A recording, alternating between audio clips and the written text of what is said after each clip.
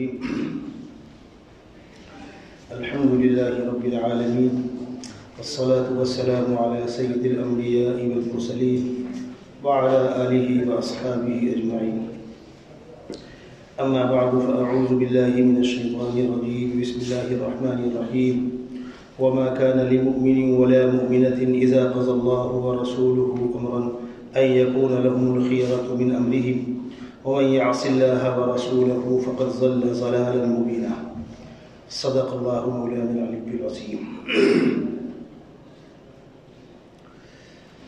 محترم طلباء کرام، ابھی کل گزشتہ میں کانپور میں تھا.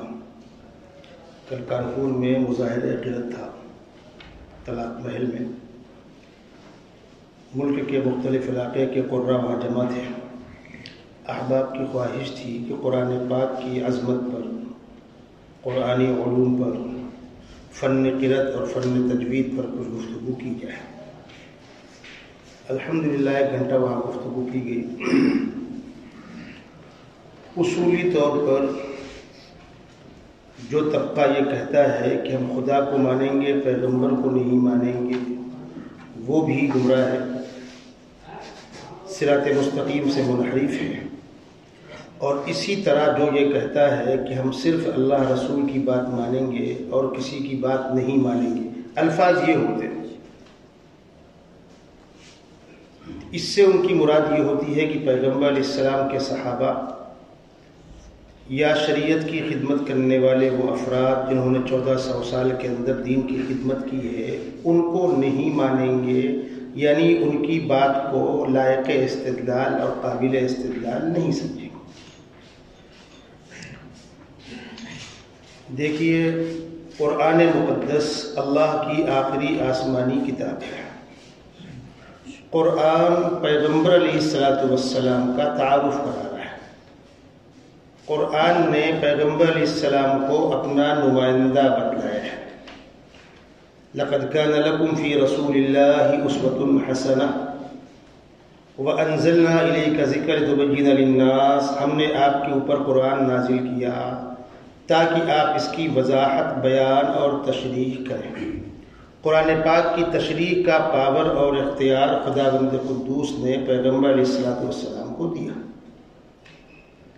جس طریقے سے اللہ کی اطاعت ضروری ہے، اللہ کے حکم کے مطابق رسول اللہ کی اطاعت بھی ضروری ہے.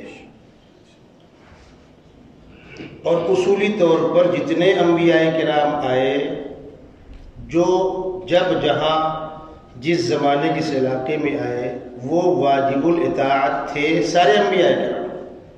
وَمَا أَرْسَلْنَا مِن رَّسُولٍ إِلَّا لِيُطَاعَ بِإِذْنِ اللَّهِ. رسول کی بعثت ہوتی ہی اسی لیے ہے تاکہ اللہ کے حکم کے مطابق رسول کی اطاعت کی جائے.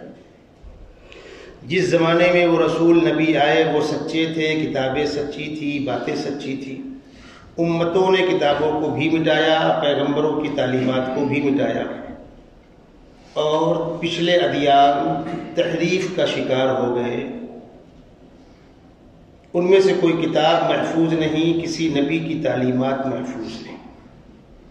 اصلاً جس وقت وہ آئے تھے اس وقت کے واجب الاطاعت نبی تھے.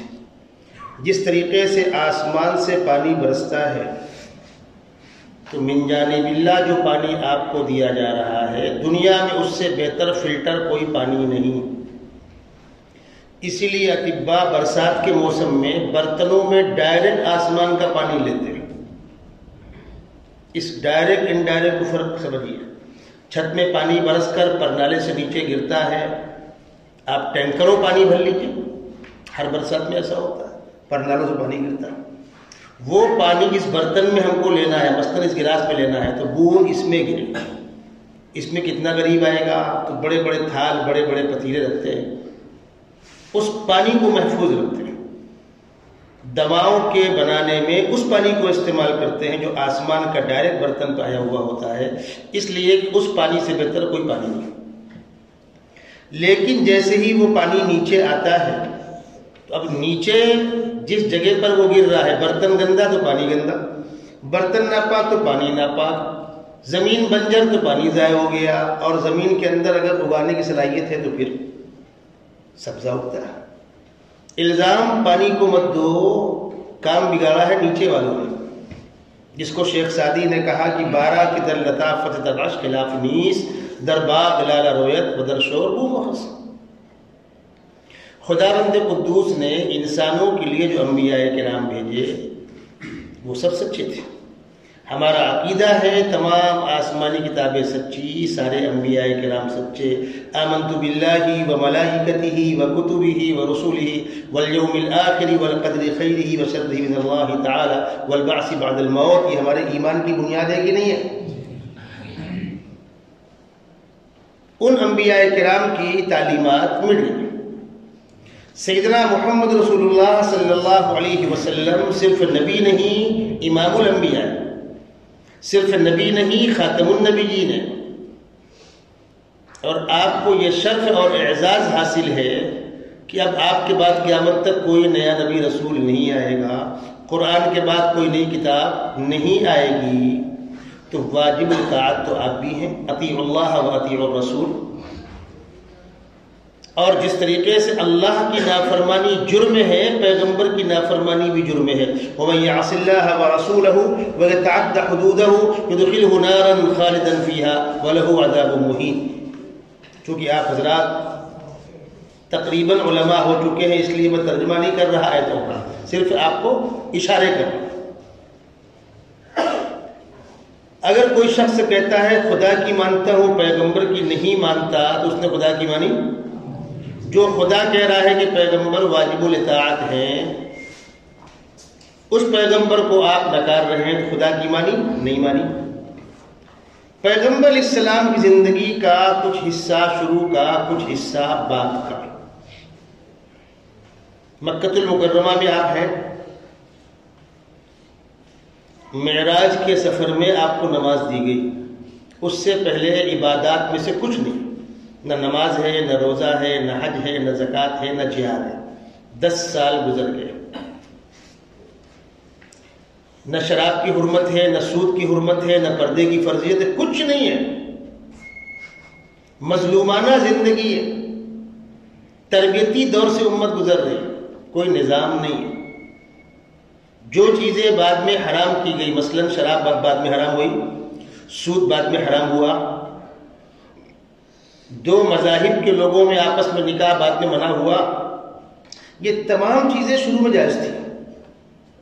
اللہ کے نبی صلی اللہ علیہ وسلم کی 4 بیٹیاں، سب سے بڑی حضرت زینب، پھر رقیہ، پھر ام کلثوم، اور سب سے چھوٹی فاطمہ الزہرا رضی اللہ تعالی عنہا۔ سب سے بڑی بیٹی کا نکاح ان کے خالہ زاد بھائی ابو العاص سے ہوا مکے میں۔ اور یہ بات آپ کے ذہن میں رہے، غالباً میں نے پچھلی ملاقات بھی کہی ہوگی کہ جس وقت آپ کو نبوت ملی ہے تو بڑی بیٹی حضرت زینب تقریباً 12 سال کی ہے، اس کے بعد والی 10 سال کی ہے، اس کے بعد والی 8 سال کی ہے، پھر بیٹے ہیں، اور بیٹی فاطمہ الزہرا بہت چھوٹی، وہ مدینہ منورہ پہنچنے کے بعد اس عمر کو پہنچی کہ ان کا نکاح کیا جائے، مکے میں چھوٹی سی۔ سب سے بڑی بیٹی حضرت زینب کا نکاح کس سے ہوا؟ ان کے خالہ زاد بھائی ابو العاص سے۔ وہ کفر کی حالت میں تو تھے، لیکن نہ حضرت صلی اللہ علیہ وسلم کی شان میں گستاخی کرتے تھے، نہ اپنی بیوی کو مذہب کے فرق کی بنیاد پر کوئی تکلیف دیتے تھے۔ رحیم حضرت صلی اللہ علیہ وسلم مکے سے ہجرت فرما کے مدینہ منورہ آ گئے، جنگ بدر ہوئی۔ جنگ بدر میں کون لوگ آئے تھے؟ آپ کا ہی خاندان تھا، مکے والے آئے تھے۔ 70 مارے گئے، 70 گرفتار کیے گئے۔ جو 70 گرفتار کیے گئے اس میں آپ کے داماد ابو العاص بھی ہیں، چچا عباس بھی ہیں، اور بھی خاندان کے لوگ ہیں۔ غالباً میں نے یہ واقعہ سنایا ہوگا، وہ ہار والا، اس سے پہلی ملاقات میں نا، اس کے دوران کی ضرورت نہیں۔ یہ طے ہو گیا کہ نمبر 1 بڑی بیٹی کا نکاح جن سے ہوا وہ کفر کی حالت میں تھے، چلتا رہا۔ آپ کی 2 بیٹیاں رقیہ اور ام کلثوم ابو لہب کے 2 بیٹوں کے نکاح میں تھی، عتبہ اور عتیبہ کے نکاح میں۔ جب اس نے حضرت صلی اللہ علیہ وسلم کی شان میں گستاخی کی، برا بھلا کہا، محمد تیرے ہاتھ پیر ٹوٹ جائے، تیرا ناس ہو جائے، تو برباد ہو جائے، وغیرہ وغیرہ، تو خداوند قدوس کو جلال آیا اور خداوند قدوس نے تبت یدا ابی لہب نازل کی. ابو لہب تیرے ہاتھ ٹوٹے، تو برباد ہو. ما اغنی عنہ مالہ وما کسب، آل اولاد پیسہ کچھ کام نہیں آئے گا. سیصلی نارا ذات لہب، دہکتی ہوئی آگ میں داخل ہوگا. وامرأتہ، اور اس کی بیوی. حمالۃ الحطب، دنیا میں وہ جنگل میں جا کر کانٹے دار لکڑیاں چن کے لاتی تھی اللہ کے راستے بچھانے کے لیے، اور وہی اس کی موت کا سبب بنا. گٹھر سر پہ رکھا ہوا تھا، رسی یہاں اٹکی ہوئی تھی، وہ گٹھر پیچھے ہٹا، گلے پھندا لگا اور وہ مری. روز قیامت اس کو اسی کا عذاب ہوگا. قرآن نے کہا فی جیدہا حبل من مسد، تو جس بٹی ہوئی رسی سے پھانسی لگ کر یہاں مری، یہ عذاب ہوا بھی ہوگا. اس خاندان کے لیے قرآن میں لعنتی صورت نازل ہو گئی. چھوٹی صورت ہے، نمازوں کے اندر پڑھی جائے گی. ابو لہب کو معلوم ہوا کہ میری مذمت قرآن میں اتار دی گئی تو آگ بگولا ہو گیا، اور اس نے اپنے بیٹوں کو بلا کر کہا کہ تم لوگ جا کر نعوذ باللہ محمد کی بیٹیوں کو ابھی طلاق دو، ورنہ تم کو آگ کر دوں گا، تمہارا منہ نہیں دیکھوں گا. ان دونوں بیٹوں نے آ کر آقا صلی اللہ علیہ وسلم کے سامنے آپ کی دونوں بیٹیوں کو طلاق دیا، رقیہ اور ام کلثوم. حضرت زینب کا نکاح بھی ہو گیا تھا، بدائی بھی ہو گئی تھی، اور رقیہ اور ام کلثوم کا نکاح ہوا، بدائی نہیں ہوئی تھی. لیکن یہ تینوں داماد آپ کے کافر تھے. حضرت ابو العاص جو آپ کے بڑے داماد ہیں وہ جنگ بدر تک کفر کی حالت میں تھے. تو اصولی طور پر یہ بات معلوم ہو گئی، مکی دور میں، شروع دور میں مسلمان اور مشرکین کا نکاح آپس میں ہوتا تھا. پیغمبر علیہ السلام کی بیٹیوں کا نکاح مشرکین سے ہوا. کیا مسئلہ وہی ہے؟ نہیں، پھر چینجنگ کب ہوئی؟ جب قرآن نے وہ آیت نازل کی. کون سی؟ وَلَا تَنْكِحُوا الْمُشْرِكَاتِ حَتَّى يُؤْمِنْ، مشرک عورتوں کو نکاح میں مت لو جب تک ایمان قبول نہ کریں، اور اگر تم کو آزاد ایمان والی نہیں ملتی تو باندی سے گزارا کرو، لیکن ایمان کا سودا مت کرو. وَلَأَمَةٌ مُؤْمِنَةٌ خَيْرٌ مِّن مُشْرِكَةٍ وَلَوْ أَعْجَبَتْكُمْ وَلَا تُنْكِحُوا الْمُشْرِكِينَ حَتَّى يُؤْمِنُوا، اپنی بچیاں مشرکوں کو مت دو. اگر آزاد داماد نہیں ملتا تو غلام کو بچی دے دو. وَلَا عَبْدٌ مُؤْمِنٌ خَيْرٌ مِّن مُشْرِكٍ وَلَوْ أَعْجَبَكُمْ. اس آیت کے نازل ہونے کے بعد وہ چیزیں روک دی گئی. ایک مثال دی میں نے آپ کو، شراب پر آئیے. مکہ المکرمہ میں صحابہ کرام شراب بنا رہے ہیں، بیچ رہے ہیں، پی رہے ہیں. جب صحابہ شراب پی رہے ہیں تو بیچ بھی رہے، کاروبار بھی تھا. ذہن میں تھوڑا سوال پیدا ہوا کہ شراب درست کہ نادرست. آ کر سوال کیا شراب اور جوئے کے بارے میں. یسألونک عن الخمر والمیسر قل فیہما اسم کبیر ومنافع للناس واسمہما اکبر من نفعہما. نقصان غالب ہے، نفع پر منع نہیں ہوئی. مکہ المکرمہ میں شراب بن رہی ہے، بک رہی ہے، پی جا رہی ہے. مدینہ منورہ آ گئے 13 سال کے بعد، یہاں بھی شراب حرام نہیں ہوئی، تھوڑی تبدیلی کی گئی. نماز کے اوقات سے متصل شراب پی کر مت آؤ. لا تقربوا الصلاۃ وانتم سکارا، شراب ابھی بھی حرام نہیں. اگلے چند سالوں کے بعد وہ آیت نازل ہوئی جس نے شراب کے قطرے کو حرام قرار دیا. یا ایھا الذین آمنوا انما الخمر والمیسر والانصاب والازلام رجس من عمل الشیطان فاجتنبوہ. گندگی یہ چھوڑو اس کو. اس کے بعد صحابہ نے شراب کے برتن پلٹے. یہ میں آپ کو ایک آدھ مثالیں دے رہا ہوں. تو اللہ کے نبی صلی اللہ علیہ وسلم کی زندگی کی شروع ایام میں احکامات نرم تھے. آہستہ آہستہ آہستہ آہستہ تبدیلی لائی گئی. جن چیزوں کو منسوخ کر دیا گیا وہ چیزیں تاریخ کا حصہ تو ہیں، معمول بھی ہے نہیں. تاریخ کا حصہ ہے، معمول بھی ہے. پیغمبر علیہ السلام کا کوئی عمل تاریخ کا حصہ ہو اس کو حدیث تو کہیں گے، لیکن معمول بھی نہ ہو سنت نہیں کہیں گے. یہ فرق ہے سنت اور حدیث میں.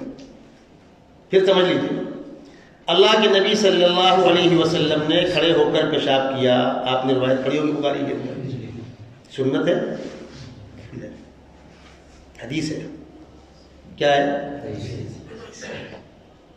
ایک غیر مقلد صاحب اپنے بیان میں اس واقعے کو سنا رہے تھے. اللہ کے نبی صلی اللہ علیہ وسلم نے کھڑے ہو کر پیشاب کیا تو ان کا ایک شاگرد پوچھتا ہے حضرت یہ صرف مردوں کے لیے ہے کہ عورتوں کے لیے ہے؟ سوال تو ہوگا نا. کتنے واقعات میں آپ کو سناؤں. زندگی میں واقعہ ہوا معمول بھی نہیں ہے. جب معمول بھی نہیں سنت نہیں کہیں گے. اسی لیے اہل السنہ والجماعہ مطلب پیغمبر علیہ السلام زندگی کا وہ حصہ جو معمول بھی ہے اور قیامت تک باقی رہنے والا ہے. الطریقۃ المسلوکۃ المرضیۃ فی الدین. بے تعریف بنا سنت کی. تو جس طبقے نے اپنا نام اہل حدیث رکھا وہ نام رکھنے نہیں چوک گیا. اس لیے کہ حدیث تو منسوخ حصے کو بھی بولیں گے. پیغمبر علیہ السلام نماز پڑھ رہے ہیں, کندھے پر آپ کی نواسی زینب بیٹھی ہوئی ہے. آپ نے پڑھا بخاری کے اندر روایت ہے. آپ نے اتار دیا, سجدے میں گئے, الگ کر دیا, پھر کھڑے ہوئے لے لیا. کیوں؟ اس وقت نماز میں چلنے پھرنے بات کرنے کی اجازت تھی. بہت مشہور روایت ہے وہ. ایک صحابی نے آ کر اللہ کے نبی صلی اللہ علیہ وسلم سلام کیا.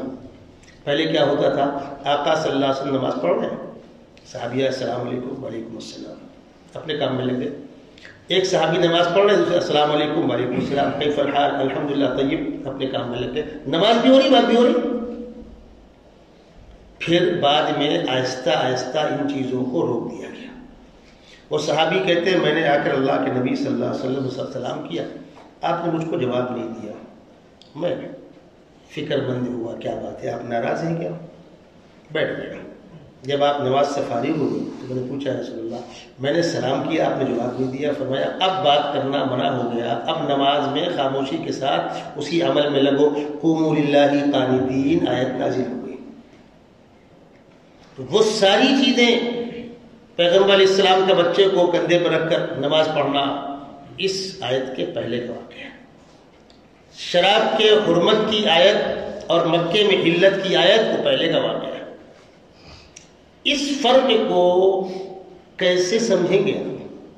یہ ہے بین وہ بنیاد جس کو نظر انداز کر دینے کے بعد, جس طرح اپنے آپ کو اہل قرآن کہلانے والے پیغمبر کی حدیثوں کو نظر انداز کر دینے کے بعد قرآن پر عمل نہیں کر سکتے, ایسے ہی پیغمبر علیہ السلام کے شاگردوں اور صحابہ کو نظر انداز کر دینے کے بعد ان کے کسی عمل کو حجت نہ مانتے ہوئے ڈائریکٹ حدیث تک پہنچنے کی آپ لاکھ کوشش کریں, سنت اور حدیث میں آپ فرق نہیں کر سکتے. کسی مسئلے پر خلفائے راشدین کا عمل یہ اس بات کی دلیل ہے کہ سنت یہ ہے. پیغمبر علیہ السلام کا آخری عمل کون سا ہوگا, ہر جگہ صراحت تو ملے گی نہیں. نسخ کی ہر جگہ صراحت نہیں ہوتی. بات چیزیں ایسی ہیں جو قرآن کے اندر منسوخ ہیں اور مسرہ ہیں. مثالیں ذہن میں رکھیے گا آپ لوگ, یہ اصولی بات ہوتی ہے. قرآن کے اندر وہ چیزیں جہاں پر نسخ کی صراحت موجود ہے. شروع دور میں جب جہاد کی ترغیب دی گئی, اعدوا لهم ما استطعتم من قوة ومن رباط الخيل ترهبون به عدو الله وعدوكم, یہاں سے ترغیب دی جا رہی. اور اس کے بعد کہا جا رہا ہے یا ایھا النبی حسبک اللہ ومن اتبعک من المؤمنین, یا ایھا النبی حرض المؤمنین القتال ان یکن منکم 20 صابرون یغلبوا 200. 20 جمنے والے ہوں گے 200 پر غالب آئیں گے. 20 کا تقابل 200 سے 1 کا 10, 20 دہم 10 گنا دشمن زیادہ ہو تب بھی آپ جنگ کریں. پھر اگلا حکم آیا الآن خفف اللہ عنکم وعلم ان فیکم ضعفا, تخفیف کی جا رہی. فإن یکن منکم 100 صابرۃ یغلبوا 200, 100 کا تقابل 200 سے ڈبل کا ہو گیا. اب یہ آخری حکم ہے قیامت تک کے لیے. صراحت نسخ ملا. روزے کے سلسلے میں سو گئے تو اٹھ کر کھانے کی اجازت نہیں تھی. جسے ہم سحری کرتے نا, پہلے اس کی اجازت نہیں تھی. جس طریقے سے رمضان میں دن میں شوہر بیوی کا ملنا منع ہے, رات میں بھی منع تھا, جو احکامات معتکف کے ہوتے ہیں. دونوں باتوں کے اندر قرآن نے تخفیف کی ترمیم کی. احل لکم لیلۃ الصیام الرفث الی نسائکم روزے کی راتوں میں عورتوں سے تعلق قائم کرنے کی اجازت ہے. وجہ ہن لباس لکم وانتم لباس لہن. ساتھ میں رہنا ہوگا، 1 مہینہ برداشت کرنا آسان نہیں ہوتا. ایسا نہ ہو جائے کہ ہم تو اس کو حرام قرار دیں اور آپ ملوث ہو جائیں. فالآن باشروہن وابتغوا ما کتب اللہ لکم. مباشرت کر سکتے ہو. اور قرآن کا اپنا لطیف انداز ہے کہ مباشرت کا مقصد عصمت، پاک دامنی، اولاد کا حصول. قرآن نے جہاں جہاں پر بھی اس موضوع پر گفتگو کی نا، محسنین غیر مصافحین، محسنین غیر مصافحین، وابتغوا ما کتب اللہ لکم وغیرہ وغیرہ.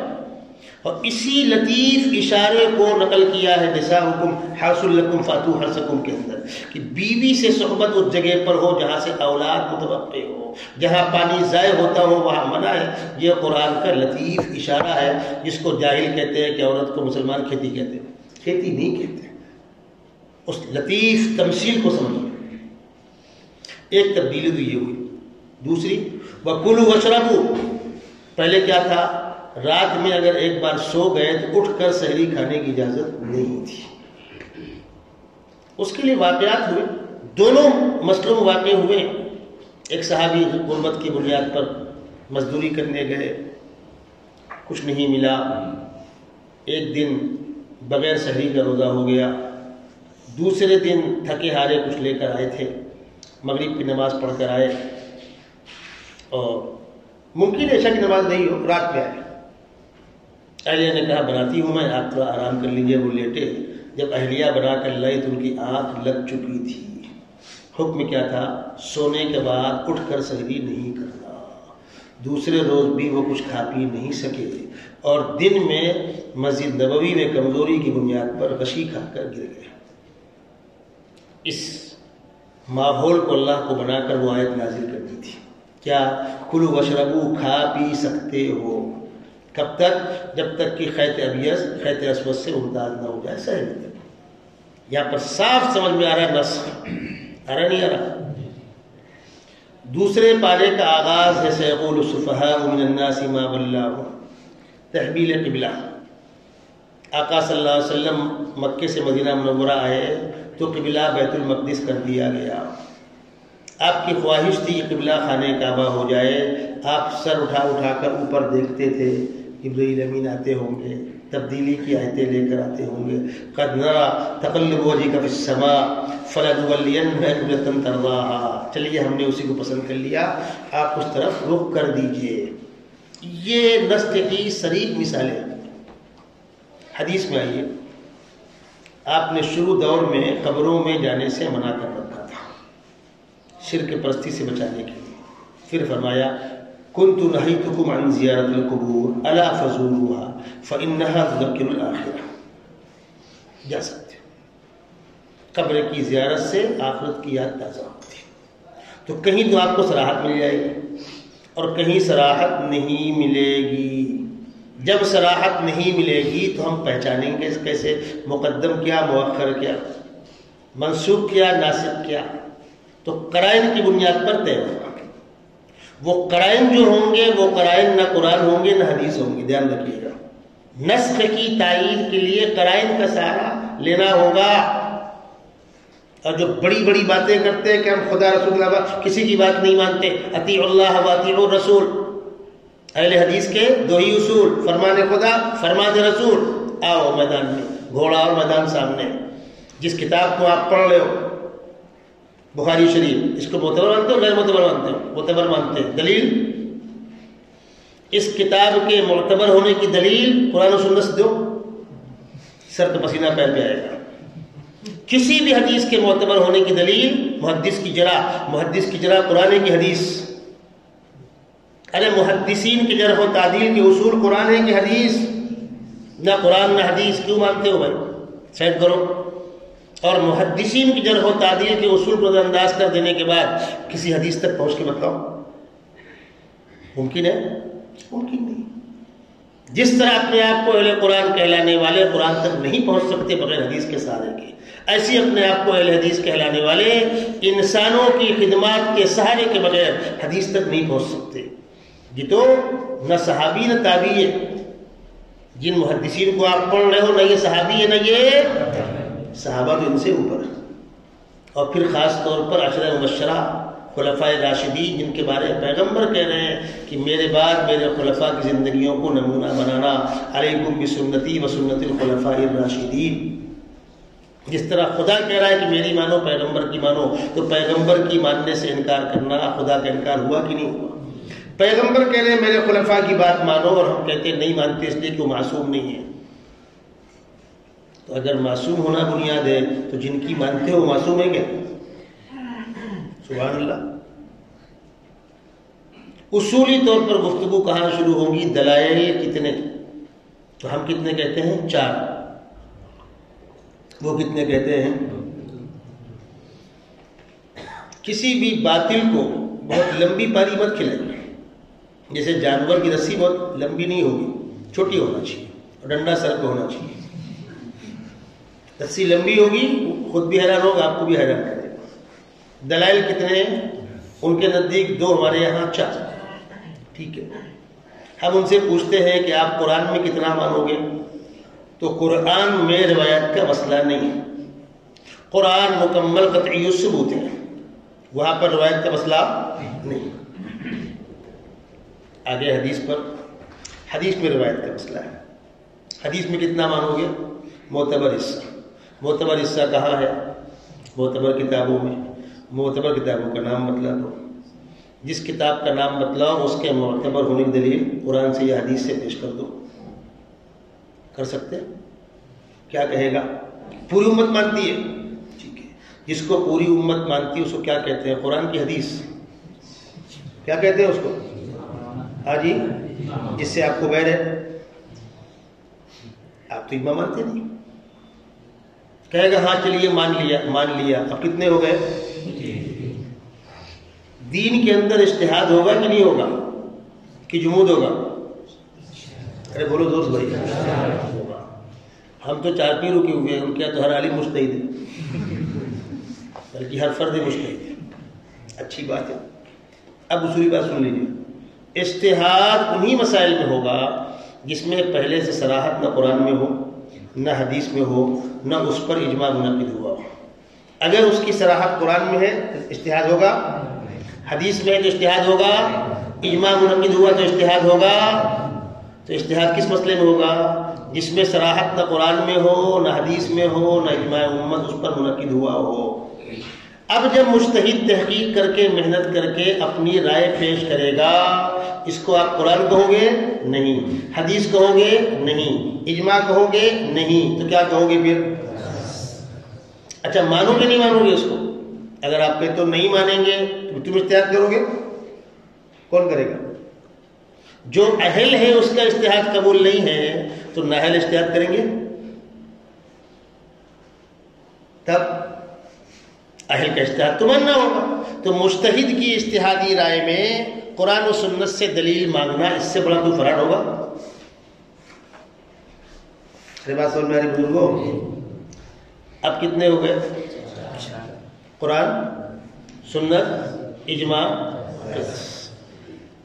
سنت کو جو حدیث کہہ دیتے ہیں، لیکن جب تقابل ہوگا تو اس کو حدیث نہیں کہیں گے، سنت کہیں گے۔ اس لیے ہم اہل السنہ والجماعہ ہیں الحمدللہ۔ اسی لیے بعض غیر مقلدین سے میں نے پوچھا کہ آپ اہل حدیث ہو؟ کون سی حدیث؟ صحیح غیر صحیح؟ نام کیا ہونا چاہیے؟ اہل صحیح حدیث۔ کیا ہونا چاہیے؟ آپ تو متفق حدیث ہو، ایک بھی اس میں آ گئی تو آپ کا نام ہی مجھول ہے۔ اب بیچارہ کیا کرے؟ ایک صاحب سے گفتگو ہو رہی تھی، کہنے لگے مولانا ہمارا پورا گاؤں اہل حدیث ہو گیا۔ اچھی بات ہے، آپ بھی ہو گئے؟ بولے ہاں ہم بھی ہو گئے۔ میں نے کہا سن کر بنے کہ سمجھ کر؟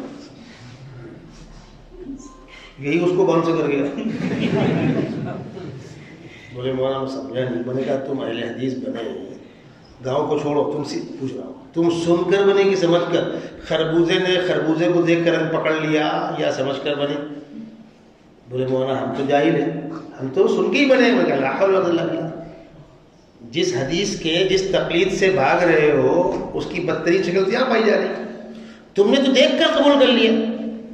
سمجھ کر بنو۔ کسی بڑے سے بڑے غیر مقلد سے آپ پوچھئے کہ تو بھائی سن کے بنا کہ سمجھ کر؟ اگر سمجھ کر بنا چل سمجھا دے بھائی، ایک صاحب کی عمر 33 سال کی تھی. میں نے پوچھا اہل حدیث؟ بولے ہاں. میں نے کہا نماز سیکھی قرآن و حدیث سے؟ بیٹھ جائے بھائی.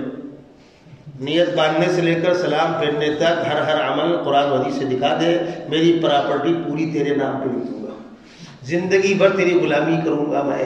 تو نیت باندھنے سے لے کر سلام پھیرنے تک جو عمل کرنا فرض ہے, سنت ہے, واجب ہے, طے کرو. جس عمل کی جو حیثیت طے کو دکھا دو قرآن حدیث کے اندر. ان کے دادا ابا دکھا نہیں سکتے. تم 2 رکعت نفل نماز کے مانگے ہو, دعویٰ کیا ہے؟ ہر عمل قرآن و حدیث سے.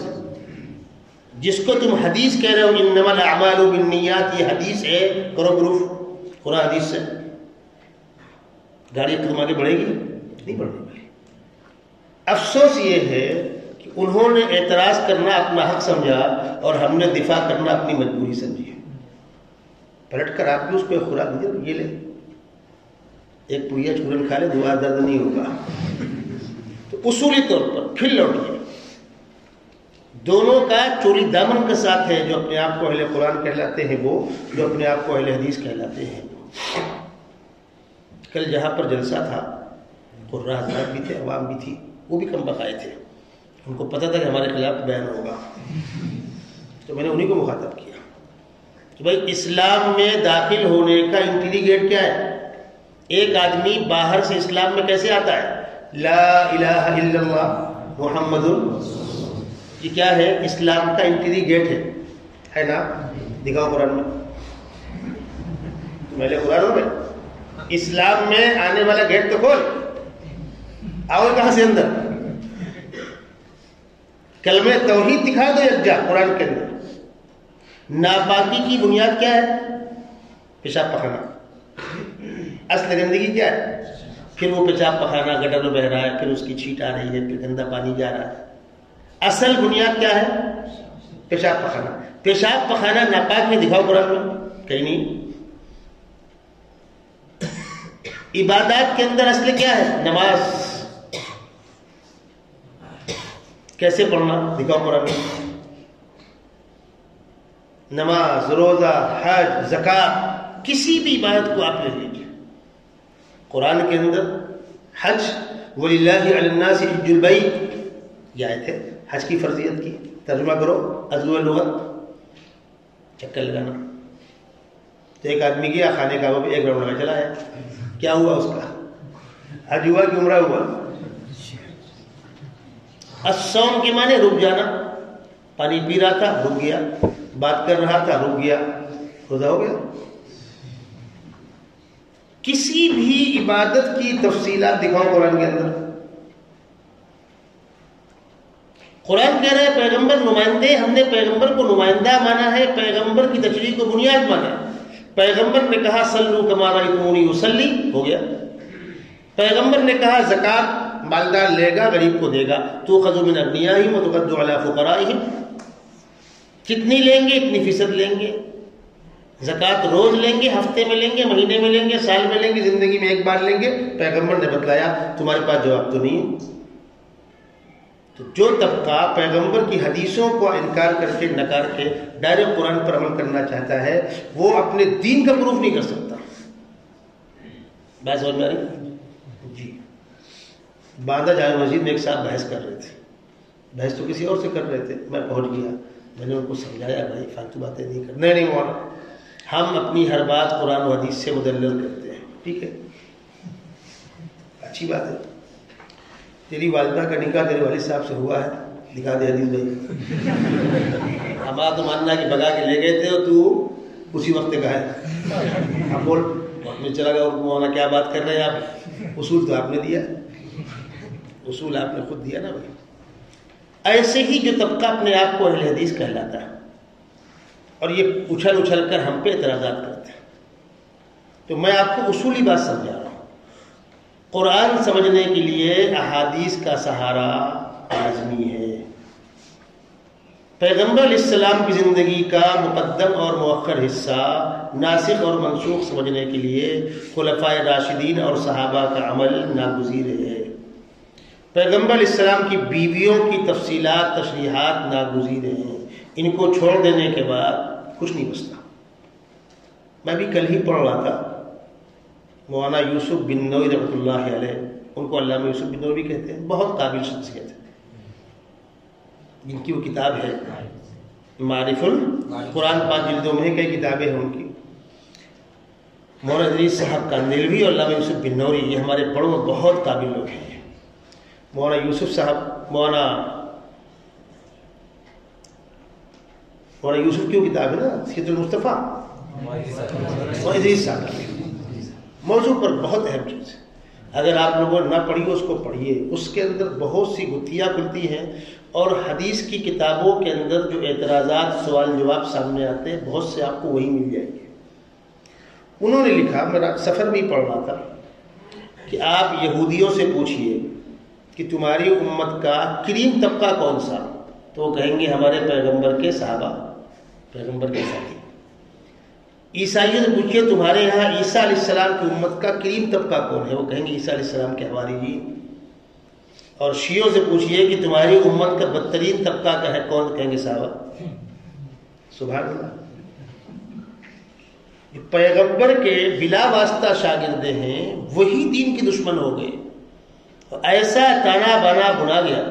میں نے آپ کو گزشتہ ملاقات میں بتلایا تھا کہ آپ ان سے پہلے پوچھئے، اپنے اوقات طے کر لیں، جو بھی کہے گا ہم مان لیں گے۔ تو تم ائمہ مجتہدین پر بعد میں اعتراض کرنا، جزوی مسائل پر بعد میں اعتراض کرنا، پہلے اپنی حیثیت طے کرو، کھڑے کا جس زمین پہ کھڑے ہو اس زمین کو پہلے ٹائٹ تو کرو۔ اور آپ سے کہہ رہا ہوں، آپ ان کے بڑے سے بڑے عالم کے پاس جائیے اور کوئی ایک کتاب سامنے کیجیے، حضرت یہ کتاب پڑھوں معتبر ہے کہ نہیں؟ اگر معتبر ہے تو اس پہ آپ لکھ دیجیے ایک لائن، یہ کتاب معتبر ہے، دستخط کر دیجیے، وہ قیامت تک نہیں کرنے والا۔ پھر حضرت ہم تو عوام ہیں، پڑھیں کیا؟ آپ ہم کو دعوت دے رہے ہو تحقیق کی، تو ہم چلے کیسے آگے؟ معتبر حصہ کون سا ہے؟ آپ بخاری پر لکھوائیے، اس کے دادا لکھ سکتے ہیں اس کے اوپر، کیوں؟ دلیل لکھ اس کے آگے معتبر ہے، تو دلیل کہاں سے لائے گا؟ میں اپنی مسجد میں جمعہ کے بعد کچھ دیر بیٹھتا ہوں، ہفتے بھر کہیں بھی رہا لیکن اس کی رعایت کرتا ہوں، لوگ آتے ہیں ملتے ہیں، سوال جواب ہوتا ہے۔ تو ایک شخص سعودی گیا ہوا تھا، وہاں سے لوٹ کر آیا، اب ہندوستان کے اندر مزدوری کر رہے تھے، حمالی کر رہے تھے، پلمبنگ کر رہے تھے، پینٹ کر رہے تھے، چلے گئے سمندر کے اس پار، تو سال بھر کے بعد مجتہد بن کے لوٹ کے آئے۔ اور یاد رکھیے گا اس کی گاڑی میں پیٹرول 50 گرام رہتا ہے، لمبی رنگ کی گاڑی نہیں ہے، وہ کچھ دور چلا دو اس کو گاڑی بند ہو جائے گی، 9 میل پہنچتے پہنچتے وہ 2-4 باتیں رہتے رہتے اسی میں گھومتے رہتے۔ تو مجمع بیٹھا ہوا تھا، حضرت ایک بات پوچھو، اتباع کس کی کرنی چاہیے؟ میں سمجھ گیا کیا کہنا چاہ رہا ہے، میں نے کہا رکو کچھ دیر لوگ بات کریں گے۔ اب اس کو کھجلی ہو رہی ہے، وہ مجمع کے سامنے سوال کرنا چاہ رہا ہے، اور میں اس کو ٹھنڈا کر رہا ہوں تاکہ اس کا تھوڑا سا پارا نیچے اترے۔ حضرت میں نے کچھ پوچھا تھا، میں نے کہا بیٹھو، مجھ کو جلدی ہے تو جاؤ، بیٹھ سکتے ہو تو بیٹھو ورنہ جاؤ، اس کو تو بیٹھنا ہے، 4 کو لے کر آیا ہے وہ۔ جب مجمع کم ہو گیا میں کہا آ گیا، حضرت اتباع کس کی کرنی چاہیے؟ میں نے کہا اللہ رسول کی۔ بولے ہاں ٹھیک کہا آپ نے، تو پھر اماموں کو واسطے کی کیا ضرورت ہے؟ میں نے کہا کوئی ضرورت نہیں، کس نے کہا ضرورت ہے؟ ہم الحمدللہ قرآن حدیث سے ہمارا کام چل جائے گا۔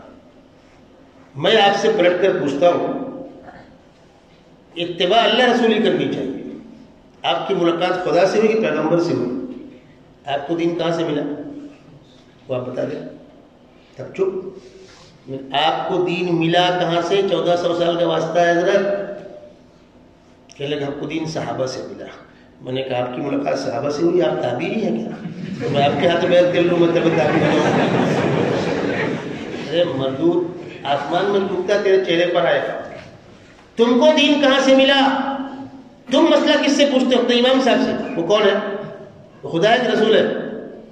تم مسئلہ کس سے پوچھتے ہو؟ اپنے علماء سے، وہ خدا کے رسول ہے۔ تم قرآن حدیث کیسے پڑھتے ہو؟ ترجمہ سے۔ ترجمہ کس نے کیا ہے؟ کسی بندے نے، وہ خدا کے رسول ہے۔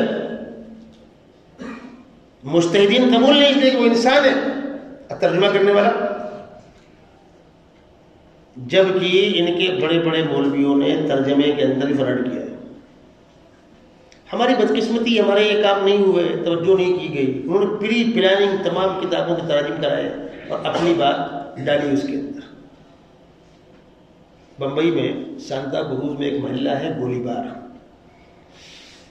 وہاں کی مسجد میں نماز پڑھنے کا اتفاق ہوا، غیر مقلدین کی مسجد میں. وہاں کئی مسجد ہے، تو مسجد کے باہر دکان ہے، وہاں کتابیں لگی ہوئی حدیث کی. میں نے بخاری نکالا، بخاری اس نے نکالا. میں نے اس میں نماز کا بیان کھولا، اب حدیث کھولی، اذا اشتد الحر فابردوا بالظهر فان شد الحر من فیہ جہنم. آپ پڑھا ہوگا نا؟ میں اس میں شامل ہوں. اس کا ترجمہ پڑھ لو، جب گرمی تیز ہو ٹھنڈا کر کے زور پڑھو. ہے حدیث؟ ہاں. تو تیز گرمی کے موسم میں 12:30 پونے 1 بجے آپ لوگ زور کیوں پڑھتے ہو؟ پوچھو اپنے مولویوں سے. بخاری میں نا بھائی، اذا اشتد الحر فابردوا. کیا کریں گے آپ؟ مرغے کی ایک ٹانگ، جو وہ کہے وہ آپ سن لیجئے، پلٹ کر پوچھنا نہیں آپ کو.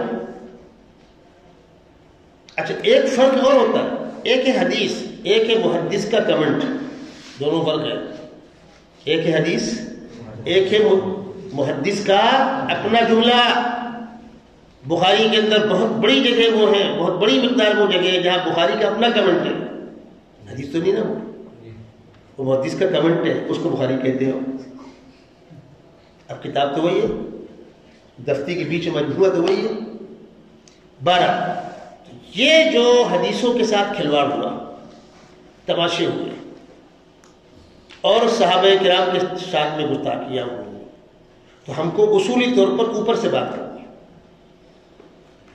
میں گیا ہوا تھا، حج کرنے بھی گیا، الحمدللہ عمرہ کرنے بھی گیا. وہاں مدینہ منورہ میں کچھ ٹہلتے رہتے ہیں، سنتے رہتے ہیں.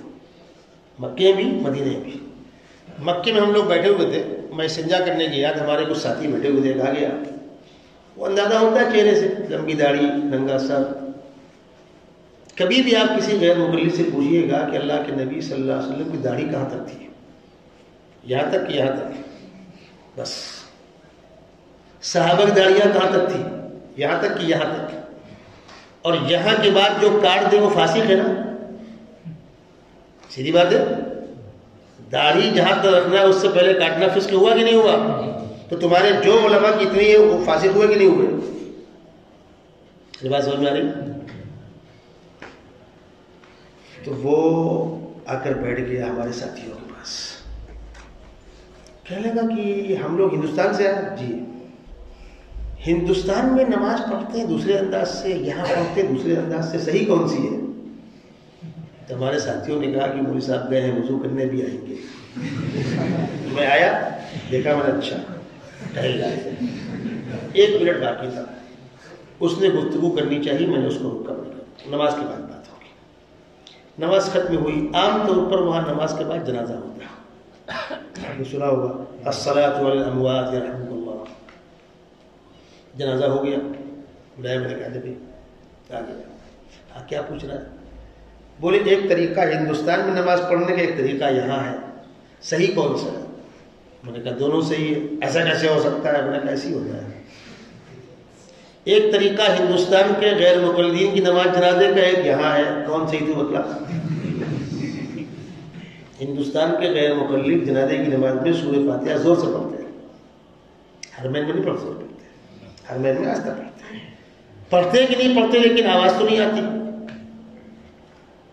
اور ہو سکتا ہے کوئی پڑھتا ہو، ورنہ عام طور پر حرمین کے ائمہ کا معمول ہے جنازے کی نماز میں فاتحہ نہیں ہے. مالکیوں کا نہیں. تو میں نے کہا ہندوستان کے غیر مقلد پڑھتے ہیں، یہاں نہیں پڑھی گئی. تو کہنے لگا پڑھی گئی ہے. میں نے کہا کمبخت، امام تو حرم میں ہے، ہم لوگ باہر کھڑے ہیں، تو امام کے ہوٹ دیکھنے کی اب پڑھا کہ نہیں پڑھا؟ نہیں انہوں نے پڑھی ہے. میں نے کہا آہستہ پڑھی کہ زور سے پڑھی؟ اب کیا کریں؟ کہنے لگا آہستہ پڑھی. میں نے کہا ہندوستان کے غیر مقلد زور سے پڑھتے ہیں، یہاں آہستہ پڑھی. اب بتلا صحیح کون غلط کون؟ اب کیا کریں؟ تم بدبو کرتے ہوئے حنفی لگ رہے ہو، ایسا ہے ویسا ہے، بڑبڑ کرتا ہوا پھر چلا گیا. جب پلٹ کر آپ پوچھے ان سے، حرمین کے عمل کو بہت زیادہ اچھالتے ہیں. ایک سوال کیجئے، تقلید شرک ہے؟ ہاں شرک ہے. چاروں کی کسی ایک کی تقلید شرک ہے نا بھائی. تو 4 مجتہد ہے نا بھائی, تو چاروں کی بھی نا. اچھی بات ہے. اب سوال لکھو, ائمہ اربعہ میں سے کسی کی تقلید کرنے والا مشرک چاہے حرمین کا امام ہو, لکھ کے دے. حرمین کے جو ائمہ کسی بھی مجتہد کے مقلد ہیں, مالک کے, امام شافعی کے, حنبل کے, حنفی کو جوڑو, وہ مشرک ہوئے کہ نہیں ہوئے, لکھ کر دو.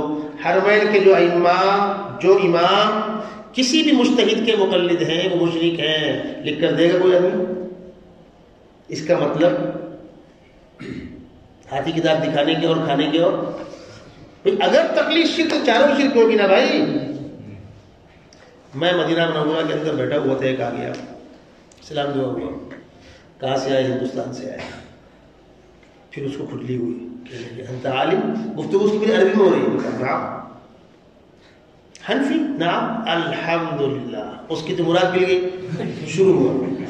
اب وہ کیا کر رہا ہے, کبھی بھی باطل آپ کو لمبی پاری کھلائے گا اور آپ اس کو اوپر ایک تمچہ دیجیے. میں نے اس سے پوچھا, خلفائے راشدین کے فیصلوں کو آپ لوگ حجت کیوں نہیں مانتے؟ وہ مطلب خلفائے راشدین کے فیصلے حجت ہیں کہ نہیں؟ اب کھل کے بولتا ہے. حرمین کے اندر خلفائے راشدین کے فیصلے حجت ہیں, یاد رکھیے گا. خلفائے راشدین کے تعامل کو آج بھی سعودی حکومت ٹھکرا نہیں سکی ہے. ہمارے ہندوستان میں ذاکر نائک کا بمبئی پروگرام ہوتا تھا شمیا گراؤنڈ میں. ذاکر نائک غیر مقلد سے وہ ایک کوالٹی ہے, بگڑا ہوا غیر مقلد. تو وہ گیا بلانے کے لیے امام حرم شیخ شعیب کو, دعوت دے دی, ان کی منظوری مل گئی. کسی نے شیخ شعیب سے کہا کہ آپ وہاں جا رہے ہیں, آپ کو وہاں جمعہ پڑھانا ہے گراؤنڈ پہ؟ کہنے لگے ہاں. تو اس نے کہا کہ حرمین میں جمعہ میں اذان 2 ہوتی ہے, ایک اول ایک ثانی, اور یہ لوگ دوسری اذان کو بدعت کہتے ہیں, بدعت عثمانی کہتے ہیں. اچھا, وہاں ایک اذان ہوتی ہے, تو کیا آپ ایک اذان والے جمعہ پڑھائیں گے؟ تو شیخ نے کہا ایک اذان ہوگی تو میں نکل کے چلا جاؤں گا, جمعہ نہیں پڑھاؤں گا. اب ان کو اطلاع ہو گئی, اب یہاں 2 اذان دلاوے, پبلک مارے گی ان کو, کم وقت بیوقوف بناتے ہو, اور ایک دلاوے شیخ نکل جائیں گے. اب کیا کریں؟ بدماشی دیکھیے. شیخ کی موجودگی میں پہلی اذان جو ہوئی ہے وہ مائک سے ہوئی ہے, اور دوسری اذان بغیر مائک کی ہوئی ہے. شیخ سن رہے 2 اذان ہو رہی, بدماش سن رہے 1 اذان ہو رہی. بدماشی آپ سمجھے؟ تو میں نے اس سے پوچھا خلفائے راشدین کے فیصلے کیوں حجت نہیں بتلانا؟ تو پیغمبر صحیح سے کیا کرے گا, علیکم بسنتی و سنت الخلفاء الراشدین. اور دین کے اندر ناسخ منسوخ کی تائید کرنے کے لیے صحابہ کا واسطہ چھوڑنے کے بعد پہچانو کیسے؟ صحابہ کا عمل دلیل ہے پیغمبر السلام کے انتقال کے بعد, خلفائے راشدین کا عمل, ازواج مطہرات کا عمل گھر کے معاملات میں, اور صحابہ کا عمل دلیل ہے یہ پیغمبر کا بعد والا عمل ہے. اس کے علاوہ کوئی راستہ نہیں معلوم کرنے کے لیے کہ پہلے والا کون سا بعد والا کون سا. پھر محدثین نے, فقہا نے قرائن طے کیے. مثلا اللہ کے نبی صلی اللہ علیہ وسلم کا عمل نماز کے اندر, اور آپ حضرات نے پڑھا ہوگا اصولی طور پر کہ ہر روایت میں کوئی نہ کوئی بنیادی راوی ہوتا ہے. جیسے خذ الشارب واعف اللحى, داڑھی بڑھاؤ مچھ کٹاؤ, اس کے بنیادی راوی عبداللہ ابن عمر. اور خود کا عمل ایک مشت کے بعد کاٹنے کا, 2 ہی راستے ہیں. یا تو روایت کے خلاف عمل ہے تو عدالت گئی, عدالت گئی تو حدیث کا اعتبار گیا. یا یہ مانو کہ ان کو پیغمبر کا وہ قول پہنچا ہوا ہے کہ ایک مشت کے بعد کاٹ سکتے ہو, تب تو بچے گی صحابہ کی عدالت. اللہ کے نبی صلی اللہ علیہ وسلم رکوع گئے تو رفع دین کیا, کھڑے ہوئے رفع دین کیا. ساری حدیثیں عملی ہے, قولی نہیں ہے. اور رفع دین سے روکنے کی حدیث مالی حراکم رافی ایدیکم, مسلم کی روایت قولی ہے. اور خود جو راوی بنیادی راوی ہے اس کا عمل اس کے خلاف ہے, دلیل نہیں بنے گی. ارے بات سمجھ میں آ رہی بزرگوں؟ ان چیزوں کو سامنے رکھ کر جب آپ آگے بڑھیں گے تو کوئی باطل پنپ نہیں سکتا. اور غیر مقلد ہوں، قادیانی ہوں، شیعہ ہوں، جو بھی ہوں، بریلویوں کو چھوڑ کر، بریلویوں سے اختلافات جو ہے وہ تماشے ہیں، دلائل نہیں، تماشے، ان کو سائڈ رکھیں. لیکن یہ جو ہے شیعت، غیر مقلدیت یا پرویزیت وغیرہ وغیرہ، یہاں پر دلائل کا تجزیہ کرنا ہوگا اور باطل کو جڑ پکڑنے سے پہلے ہی گردن مارنی ہوگی. تو اصولی طور پر آپ لوگوں کی بات سمجھ میں آ گئی. تقلید کے بغیر چارہ کار نہیں. اس مسئلے کو میں اور کلیئر کر دوں. تقلید کے بغیر چارہ کار